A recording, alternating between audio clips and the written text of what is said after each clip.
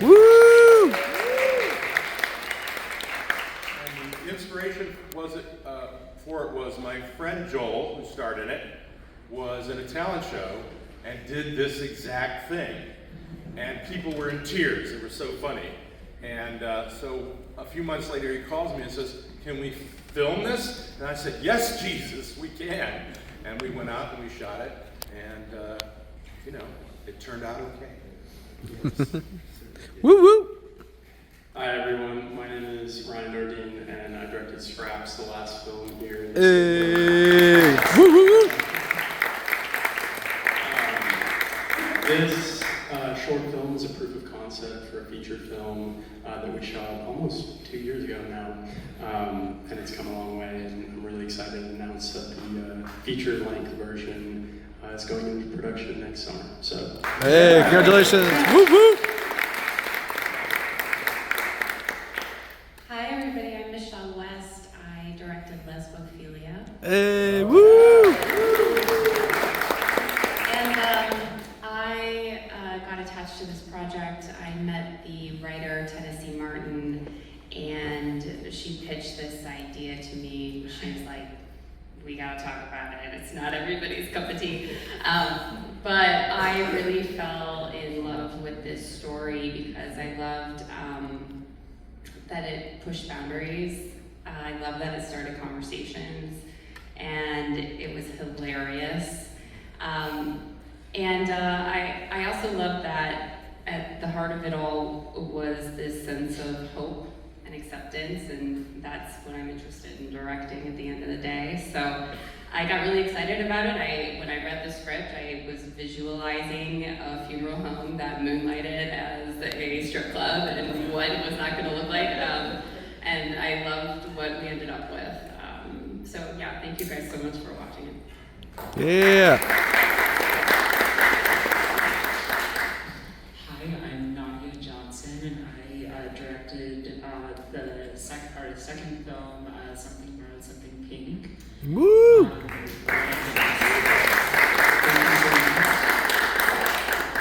And it's actually a script that I wrote when I was in film school, and it was very I guess it was a very introspective time. COVID happened when I was in film school, and this was actually going to be my thesis film, but we weren't able to make it because it broke all kinds of restrictions. But I kept it in my back pocket, and we made it this past year. So Yeah!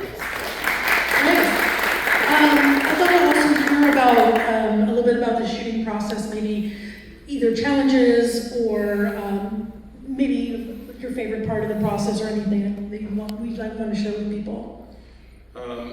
So Joel was a natural talent and didn't mind being embarrassed in public, obviously. And we shot it in 2 different days. One time was in August when he was in Hollywood and dancing around and looking at the church spires and everything, and he was sweltering in his little tutu. And then the second time we shot it was in November when we actually found the perfect wall with the trash and everything like that. It actually was Jim's car, that beat up old car. So he was freezing his tutu off. And so between those 2 short things, we put this thing together. One thing that strikes me though, we live in this world with 2 wars going on and strikes and terrible hurricanes, and some people say there's really no true joy left in the world, and I think Meet Anna proves there really is. Hey! Woo woo woo! Who here has been to Montana before? Yeah. Has anyone been to Livingston, Montana? Anyone? Well, that's where we shot Scraps. It's a really small town just to the east of Bozeman, and we spent I think it was 10 total days, which is a long time, or 7 shooting days, 10 days. We had like 3 days of rehearsal with the whole crew, And we shot everything on 16mm film, so that was a big challenge. There's one scene where the weather was unpredictable and it was rain, you know, it's coming down when he's obviously skating for the first time. So that was all unplanned, but we just rolled with it. And people are like, "Oh, did you get rain towers out there? How did you do that?" So It was real rain. that was real rain. Yeah, no, this project, you know, to me is like, no, it means so much to me. And, you know, growing up as a young queer kid who wanted to fit into the skate community and didn't feel like I had a place. So, yeah. Hey, woo!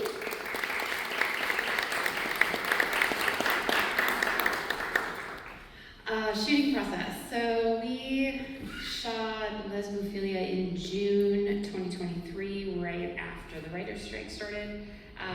We crowdfunded for this film right before that. We set a pretty high goal that we met because we knew from the get-go that we wanted to pay everybody. Tennessee and I are both producers on the project as well. We're from LA. And so we set a really high goal for fundraising, knowing that ahead of time, but then when the writer's strike happened, we were really glad that we raised that much money because the industry really needed it, but it also kind of worked in our favor because folks weren't working. So we had amazing talent available to come onto our project. And I mean, that was just truly a blessing that came out of that time. We shot for 3 days. Definitely hiccups, you know. Our actor Jesse, who was laying in the casket most of the film, he actually went into kidney failure on day 2 and had to bail. So we had to find a body double and redesign the shots so that we didn't see his face any longer. And I just lucked out that we got what we needed on day 1 with him. So that was pretty crazy. The location I mentioned was in downtown Los Angeles. It was actually the Hungarian Cultural Center, so if you all ever need a funeral home show club, you know how to find it. And we're about a third of the way through our festival run right now. Really happy to screen it. This is such a cool screening, you guys. Actually, I'm like really stoked about it. Thanks. Yeah.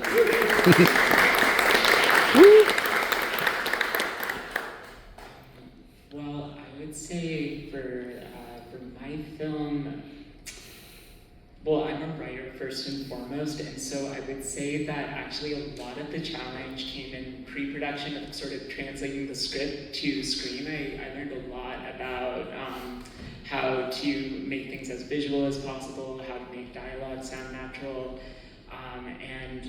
I should also say that I'm part of a directing team, and my co-director, Ben Snyder, couldn't be here tonight, but I'm speaking on his behalf, and he has just been such an amazing mentor all around, and just such a great role model in terms of terms of filmmaking and just as a person. And then I would say during shooting, we shot in January in Far Rockaway in New York City. Oh, wow. And at the end with a hot tub, and so that was hard for everybody. But we made it through, and it was totally worth it. And I think we all became closer as a team because of that. So. Yeah. Woo! So I want to open it up to questions from our audience if you guys have any questions. Yeah. I have a question regarding the future of Scraps. What is it? Sure, yeah, happy to answer. So let's see, we've been working on it for like about 4 years now. We wrote the feature script, and it's been like a lot of reworking, rewriting. We're in the stage now where I'm really excited to announce like we have a really great producing team on the feature. We've got Peter Hoare, who directed that brilliant Last of Us episode with Nick Offerman and Murray Bartlett. So he came on as producer. We've got Jeff Davis, who created Criminal Minds, Teen Wolf. He's doing our rewrite with us right now. And we've got Colton Underwood as well, who's been helpful, and he executive produced the short film as well. So the producing team, we've really been working hard to raise all the money and get everything ready for the feature film. We also have a novel that's going to be available for purchase in about a month, I think. It's going to come out, so that'll be on Amazon and stuff. So yeah, book, movie, that's kind of the future. Yeah. Woo, woo, woo. Are there any other questions from the audience? Yes. You said your friend Joel played anaphylaxis. I was wondering if Joel also, does Joel go by anaphylaxis outside of the film as well? No, he goes by Joel. So Anna was just a character. I know Anna seems so realistic and down to earth. Anybody else? Yes. I'd love to hear a little bit about the casting process. You each have cast members that are so key to making it work, and they did. Well, for my film, as I said, Joel came to me and begged to film it. I relented. I really relied on IMDb Pro. I kind of had a vision for what I wanted for Gus and Bridger, and I came across, or actually what I did is I went into IMDb Pro and put in skateboarding experience, and then a certain star meter level, and then I found both of them, and I was like, oh, they fit really well. I reached out to their management, got a tape, and did a chemistry read with them, and they hit it off right away. But we also did a big backstage casting and had a lot of tapes to go through, and that's where we found Sophia, who plays Tara in the short film. Are any of them in the feature? Unsure yet. Yeah, I really lucked out because the primary cast, Lesbophilia, were personal connections, personal friendships of the writer-producer Tennessee. So when Tennessee wrote the script, a bunch of them were in her head when she wrote it, and so my job was just easy. The supporting cast, we did breakdown services and pretty traditional casting now. Well, actually, so one of our lead actors also helped us with producing, Nadia, who played the bride to be in the short film. She was actually very instrumental in helping us find all of our cast, which is great because it was. I felt like we were just able to really create a sense that everybody knew each other, and because they all had sort of that personal connection. So yeah. Any other questions? Yeah. I just wanted to tell all the thespians and the filmmakers in the audience that Founders has hosted probably about 15 different independent films. So you've got a sanctuary, you've got a small chapel, you've got a kitchen downstairs, and you've got a black box theater downstairs that anybody can rent, anybody can use. You can make it into anything you want. So I'm just saying, come on down! Cool. Are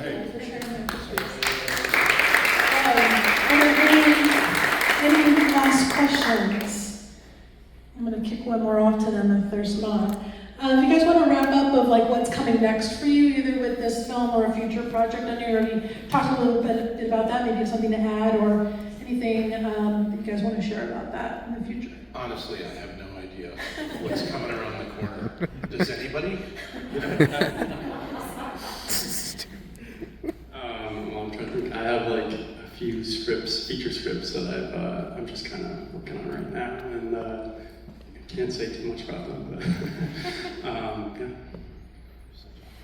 Lesbophilia, so we've got a continued festival run. With this film, we're going to be at the Seattle Queer Film Festival, La Femme, later in October.